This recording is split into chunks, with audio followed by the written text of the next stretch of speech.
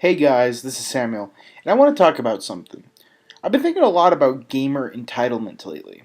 And if you've noticed with the Mass Effect thing and the Street Fighter thing and all this dumb crap, it got me thinking, has the age of blogging just increased our entitlement? Because it seems like people don't know the difference between a good game or bad game anymore. They only know the difference between a great game and a good game, and the good game gets named bad. I mean, it's honestly weird to me to watch YouTube reviews. There's a reason why I still only use professional reviews or independent gaming websites as my only outlet of reviews rather than YouTube or blogs or anything like that, because it's just hard to take these people seriously. I mean, I try my best to take a lot of them seriously, but I feel like I'm always getting trolled or something because it's just how can you say that, how can you say that this game is a rushed piece of shit and that it has no quality whatsoever without recognizing that that's not really a rushed piece of shit game? This is. There's a real difference between that contrast. I mean, you can hate Call of Duty all you want. I mean, you can hate how it plays, you can dislike, there's a lot of things to dislike about Call of Duty. But to say that it's a rushed or terrible game is stupid. It's not a rushed or terrible game. It's a pretty high quality game. Whether you want to admit it or not, that's the truth about Call of Duty. I mean, whether you like the gameplay or the game style or whatever, doesn't matter. It's still a high quality game with a campaign that's really structured, doesn't have that many glitches. Like, it's just a very high quality, well built game. No matter whether you love it or hate it, it's a very high quality game. It's not terrible. There are terrible games out there. Trust me, you gotta know the difference between a terrible fucking game and a good game. Call of Duty is not that bad, honestly.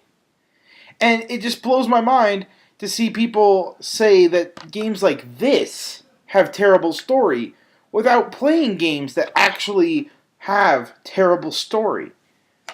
It doesn't make any sense that there are tons of shovelware and terrible games out there, yet they don't get criticized. I mean, they get panned by critics sometimes, but those aren't the games that are universally outspoken against. It's always huge, popular, well-developed games that may have one or two flaws or something you don't like about it. And those are the games that get panned by the consumer. And it's not just like it's not like a reviewer or critic or someone who actually has a well-versed game library or has actually spent enough time with games to determine quality. It's people on the internet who only buy games that are basically rated 9 and 10 and have that as their grading scale. And anything lower than a 9 or 10 is horrible or shitty. So it makes me wonder if, blogging in general has just gotten this whole new audience of gamers to be a lot more entitled and expect 9s and 10s out of every game. And there's a lot of ways to get around this shit. If you want to play a game and you don't like it and you know you're not going to like it, but you still want to play it to see what people are talking about, renting still exists. Like, I don't get people who hate a game yet will buy it every year.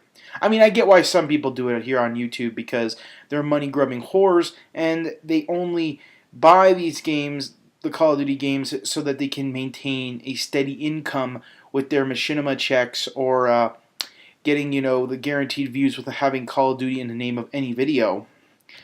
But I don't understand the people, the honest-to-God bloggers and honest-to-God video producers and commenters who they don't understand why the game doesn't get better.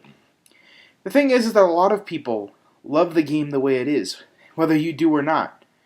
My brother is a huge Call of Duty fan and a huge Madden fan, and he loves those games the way they are.